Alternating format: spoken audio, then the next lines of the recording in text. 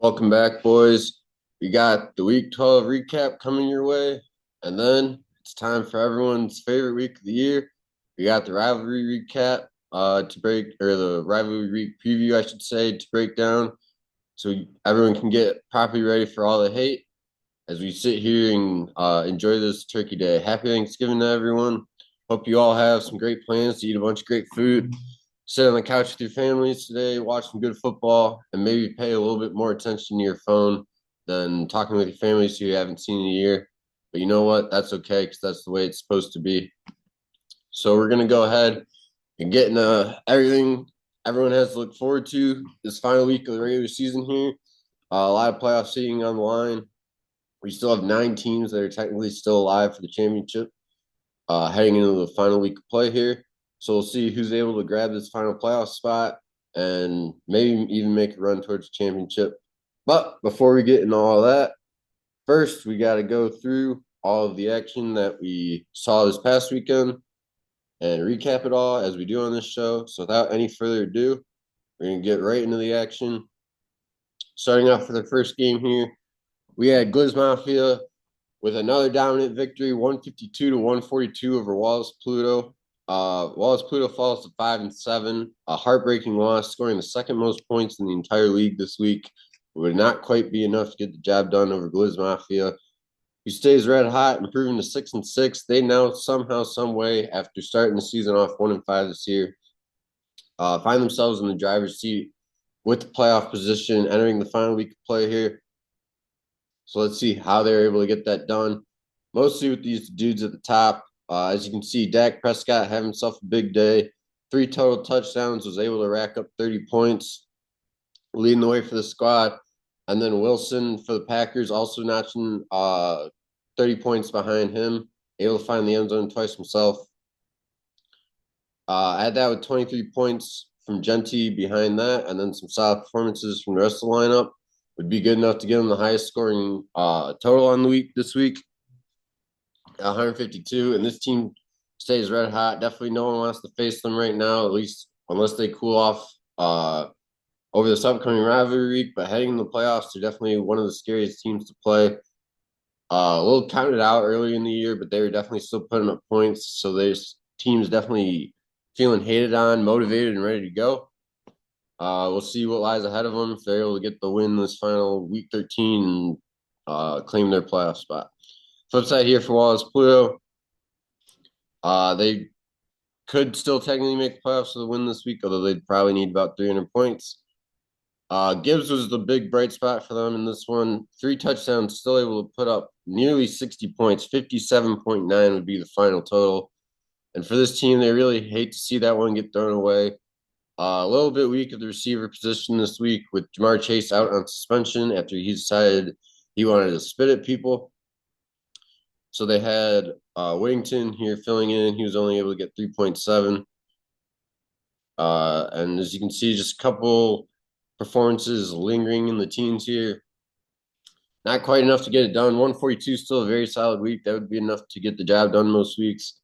This week would not be one of them, and unfortunately, they fall to 5-7.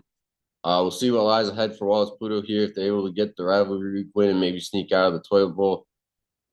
They're a little hosed on the points tiebreaker to make the playoffs, like we said, but anything is possible in this league. We have said impossible, seen the impossible happen before, so see what happens for this team in week 13. Moving on now to our second game of the week. Cleveland Steamers coming in at 8-4 now that they have taken down Peace Principle, who falls to 6-6 with a 132 to 106 victory. Cleveland Steamers now battling for the American Division title heading into this final week, whereas PC Principle has found themselves slipping out of the playoff spot, looking in, needing some tiebreaker help. But the job is certainly not dead for them entering the final week of play here. But we talk about the winners first on this show typically, so let's talk about the Cleveland Steamers first. Usual suspects getting the job done. Mahomes had himself a solid day. 22 points, definitely got some benefit from going to overtime. Might not have had a great score without that, but we don't really worry about that. The final score still worked out, so we take it and go home with it. Chris McCaffrey able to notch 28 points behind him as the Niners handled the Panthers pretty easily this weekend. Trey McBride had himself another good day, 15 points out of the tight end position. Raiders defense throwing up 26, despite the fact that the Raiders as a team have been horrible this year. Playing the Browns, somehow they were still able to squeak out 26 points. The Raiders would lose in real life, but still a very good fantasy day out of them. So this team was definitely happy to see that.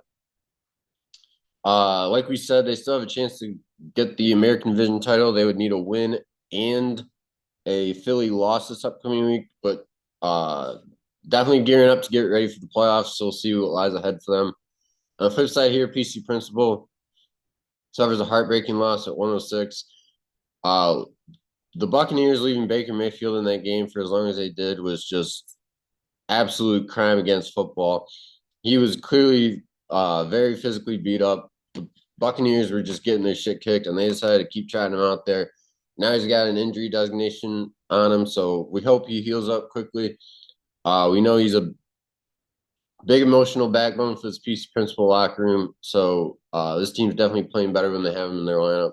So we hope he's able to be healthy for this upcoming week. Chase Brown had himself a pretty good day, notching up 17 points. Jackson Smith-Njigba continues to be one of the best players in the entire NFL this season. He may lock up Offensive Player of the Year, or he's definitely in the running for it right now. We'll see, but a very good 37-point performance out of him. I hate to see that one go to waste. A couple more good performances out of Teen McCuson putting up 13. But just a few too many down spots this week, not quite enough to get the job done. They now fall to 6-6, like we said. They are on the outside looking in. We'll need some tiebreaker help to get the job done. But by no means is the season dead for them. So definitely going to be expecting them to play their best ball this upcoming week. What we actually want is FaZe Kev improves to 5-7, beating Sticky Mistakes, who now falls to 3-9 with a 134 to 117 point victory. Josh Allen getting the chance for some revenge against his former squad in this one. Would not quite show up as hoped, but that's okay. This 11 points would still be enough to get the job done this week. So that was a little bit of the storyline coming into this one, a little bit overblown. But the rest of the squad would play well. Amon-Ra St. Brown finding the end zone, able to rack up 30 points. Hunter Henry finding the end zone, good for 24. And just some solid performances in the teens here from more of their usual suspects would be enough to get the job done. They sit at 5-7. Somehow, some way, they still have a chance to make the playoffs.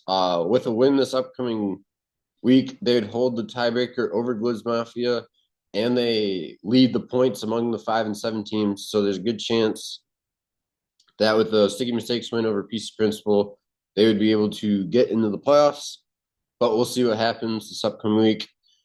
Sticky Mistakes on the flip side here, they fall back down to 3-9. They were starting to win a little bit in the middle of the season here, but now that's 3 straight losses once again for them. Stafford, one of the few bright spots for them. He was able to find the end zone 3 times as the Rams just absolutely routed the Buccaneers. Good for 28 points. A big goose egg as they call, out of J-Mo here in the middle of the lineup on 3 targets too. It's not like he wasn't getting looks. So hate to see that. Rashee Rice had himself a pretty good day, 26 points out of him, and a very solid day out of the Jaguars defense. So you hope to build on some of the success that those players had in the upcoming weeks and as we enter the toilet bowl, because this team does not want to be jumping in the lake for a second consecutive season. But we'll see what happens for them. Not too much to play for other than your pride and humility to round out the season. So we'll see if they're able to play their best ball come season's end here. All right. Moving on to our 4th game of the week. We have Francie Feast with a 138 to 128 victory over yours truly at the Texas size 10-4s. Francie Feast improves to 8-4 while we fall to 5-7. Some pretty much the whole lineup just played very well. Not any world beaters for this team this week. Drake May getting nearly 20 points on a touchdown and interception. Not much to write home about. Same with Bijan getting 16. Travis Etienne and Devontae Adams would probably be the two brightest spots, especially Devontae played way better than even that indicates, I would say. He was able to find the end zone twice, good for 22 points. And then, yeah, just a couple more solid lineups, nothing crazy, just a couple more 20 points out of Gainwell and the Niners defense would be enough for this team to do it. That's kind of how they've been doing it all year. Nothing sexy, just line up, run the ball down your throat, and get it done any way they need to. And it would work for them again in this one. On the flip side here, Texas has 10-4s. Not the greatest spot for us to have a little bit of a letdown. Saquon would probably be our most disappointing point, getting held to single digits this week. He played pretty solid, but that fumble loss would cost him. I definitely have to hold on to the ball. We still had some bright spots and definitely some good fight out of our squad. Goff was able to find the end zone twice and rack up 20 points. James Cook continued to look like his usual self, good for 22.9. Pickens was able to find the end zone again. He actually had himself a great game, putting up 30. And that was pretty much it for us. Steelers defense played solid, but not quite enough to get the job done. We had some looks in this one. There was points where we were projected to win. We were just not quite able to go out and get the points needed to get to do so. I think we were up 10 going into Monday Night Football, and then Niners defense would put us away with a 20-pointer. So that will be it for our playoff hopes on this season. Most likely, I guess we could still get in this upcoming week with a points tiebreaker, but we would need a lot of stuff to go well for us. So we're just hoping to punch our mediocrity bowl spot this final week. And as for Fantasy Feast, we wish them best luck in the playoffs. They already had the Michigan division wrapped up. So mostly just getting some good reps in for the team, but they look good entering postseason play here.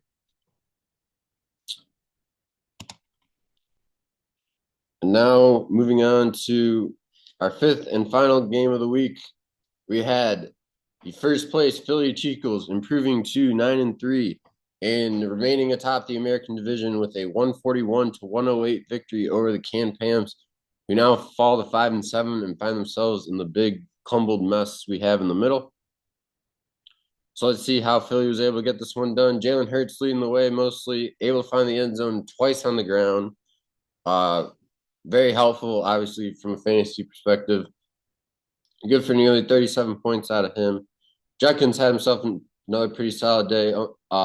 Able to find the end zone twice. Only able to get 17 out of that because he only had 47 yards. But they'll take the points anyway that they can get them. Definitely very happy to see that. Got nearly 20 out of Wilson and 22 out of the Ravens defense in that big-time win over the Jets. 141, definitely a very solid performance out of this team, as we have come to see most weeks this season. They enter this final week of play with a chance to claim the number one overall seed entering the postseason. This is a team that has not won a championship, so they got to be feeling good about things as we come down the stretch here.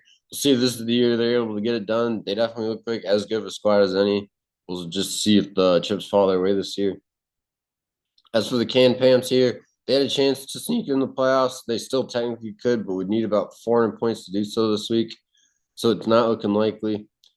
Ravens offense kind of had a weird day for him. They played very well, but Lamar was not doing a ton because not a ton was asked of him, so he was held to single digits.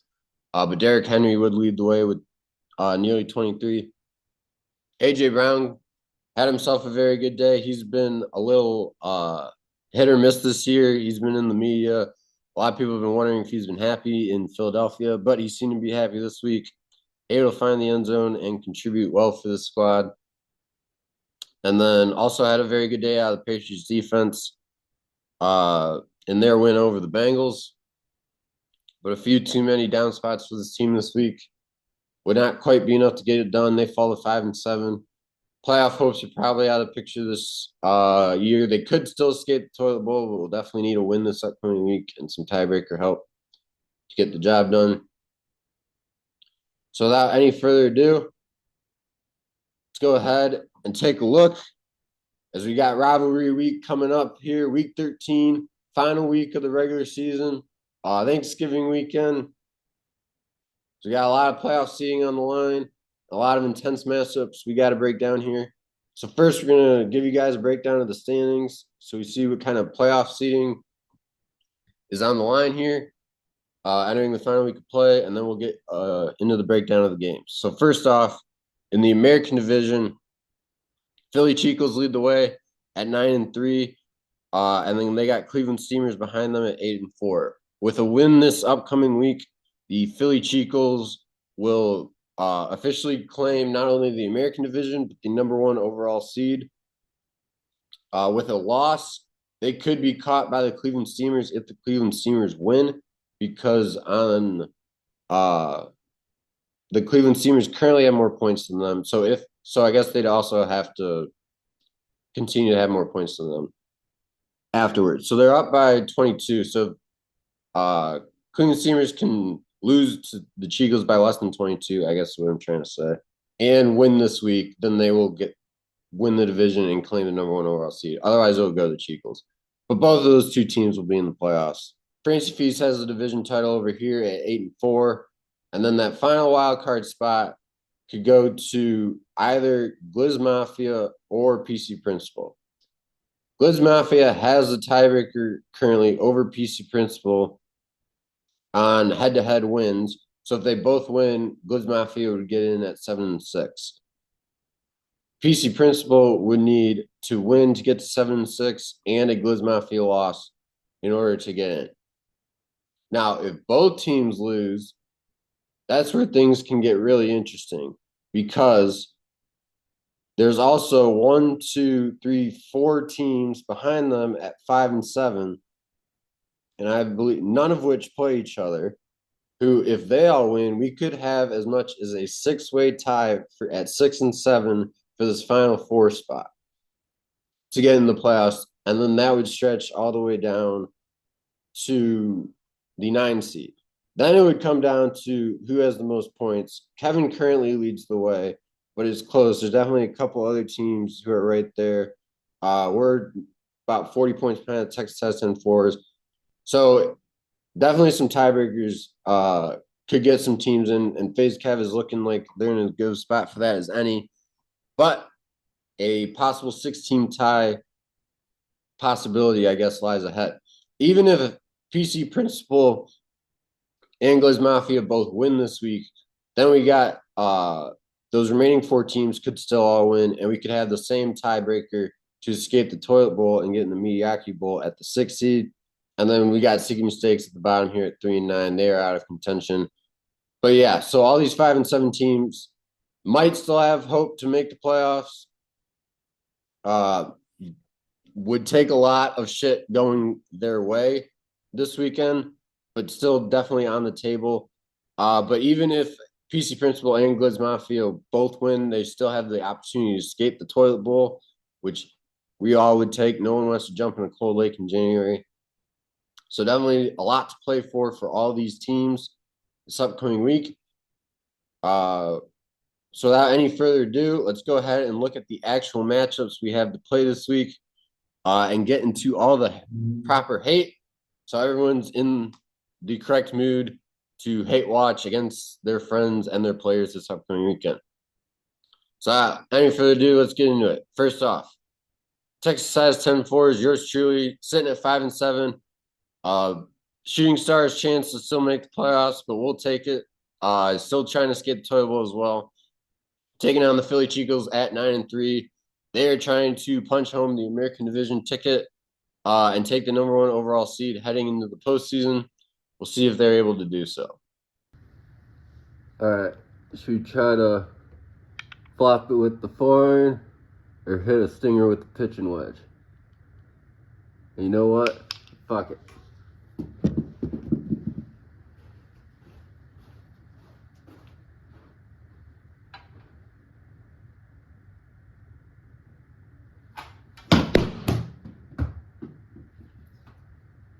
Just had to show you all what a real athlete looks like real quick. Happy Thanksgiving, boys. Turkey Week, we all know what that means. It means us over at the Texas Size 10 Force has a daunting task going into Philly and reminding them what bitch-made cats they are. Now you may be wondering why we got this helmet on. It's because we wanted to channel our inner Jason for the video this year, but unfortunately we had to upgrade to the newer model. But still, nonetheless, we're happy with the energy we're bringing, and we're coming into Philly, and we're gonna slash all their hopes and dreams. LFG boys, happy Turkey Day.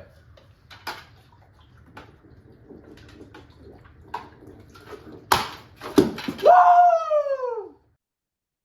Second matchup, we got Wallace Prudo sitting at 5-7, looking to escape the toilet bowl mostly. Could still technically make the playoffs, but need about 400 points to do so.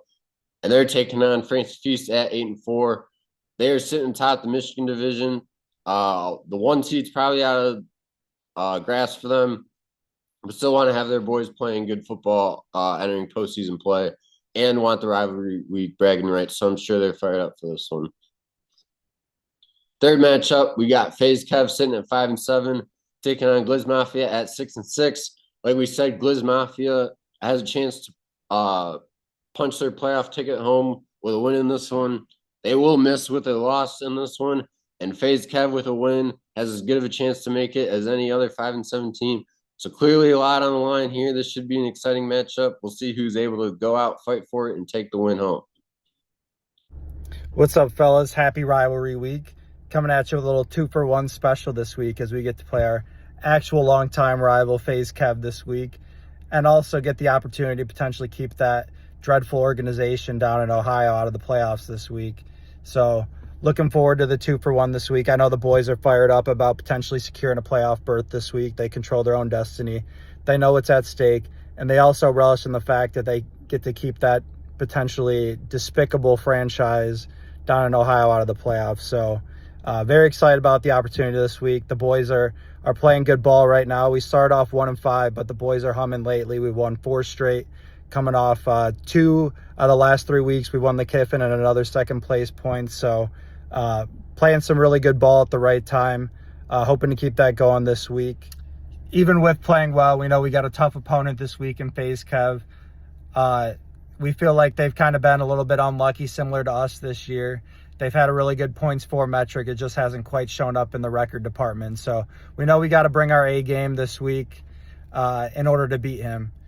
That being said, you know, we won the last 3 straight against Kevin. We're looking to make it 4 straight, and we're very, very confident that we can do that. We feel like the FaZe Kev organization, they've been away from Michigan a little bit too long. They've been down south a little bit too long, and they don't know what it takes to win in November anymore.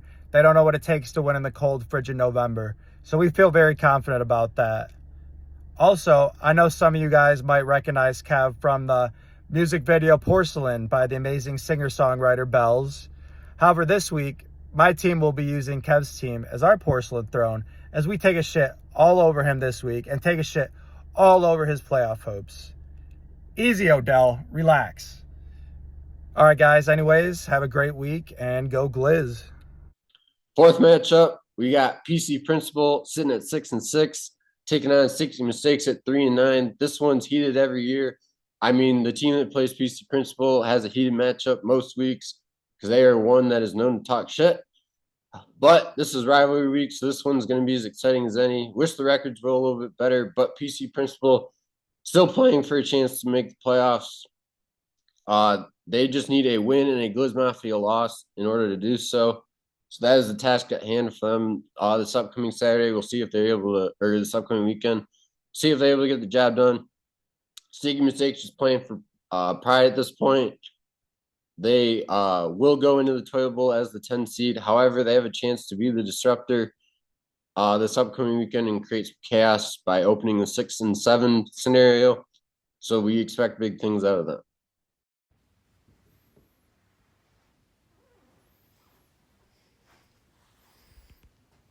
Fuck you, pussy, you suck. And then fifth and finally, we got this one's always hot. A lot of shit talking. Seems like these two owners are going back and forth at it 24/7, 365. We may even have a case of a little bit of somewhere between a Benedict Arnold trader situation and a James Bond spy situation with Odell Beckham being behind Can Pam HQ walls at the moment.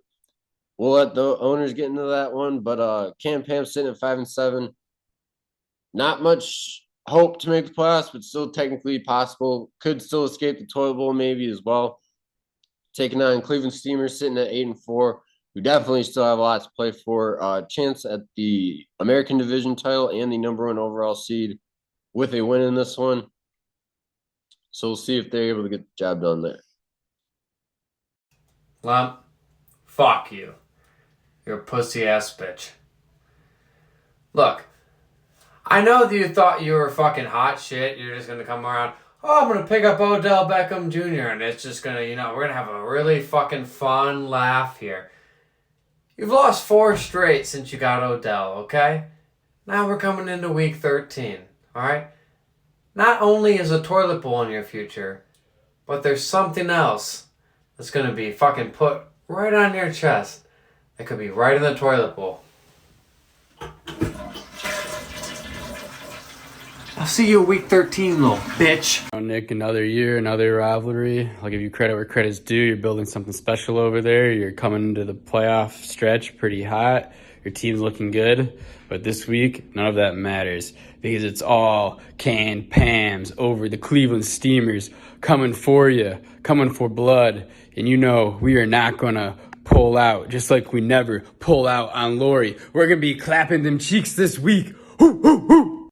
And that is everything we have to look forward to this upcoming week and all the action from this past weekend. Thank you, boys, for tuning in as always. Here's to an excellent rivalry week and Thanksgiving weekend this upcoming week as we toast to season 10 here. Very thankful to have all you boys to commission year in and year out. Couldn't do it without you guys. And thanks you once again, as always, for tuning into the recap video this week. I hope you all enjoyed it. And I hope you're all properly prepared for an excellent Thanksgiving with all your families. Thanks again. Peace out.